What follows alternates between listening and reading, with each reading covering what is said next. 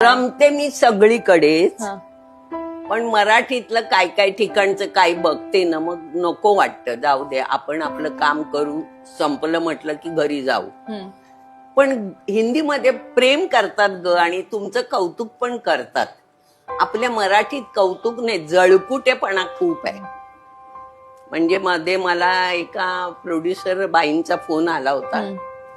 मला म्हणाल्या, उषा तू खूप छान करतेस, पण मी एक बघितलं तिकडे हिंदीत तुला खूपच प्रेम करतात, मग आपल्या मराठीत का नाही? म्हटलं बाई, मराठीमध्ये जळते सगळ्यांची, की आम्ही हिच्याबद्दल एवढं वाईट बोलतो, हिला कामं कशी मिळतात? बरं, मी कोणाचे नंबर, माझ्याकडे तू फोन शोध, कोणाचे नंबर नाहीयेत, कारण मला काय नाटकवाल्यांशी देणं घेणंच नाहीये. बरोबर. मला तुला फोन करून मला काम दे म्हणायचं नाहीये. आता सुद्धा तू फोन केला म्हणून मी आले, नाही तर प्रणालीचा नंबर माझ्याकडे नाही.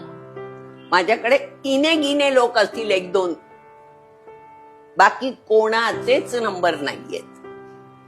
तू उद्या विचारला अमक्याचा नंबर आहे, नाही, घे शोध.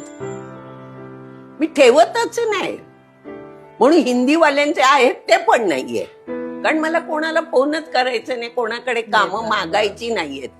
आजपर्यंत जी उषा आहे ती उषाच्या कामानी आहे. बरोबर.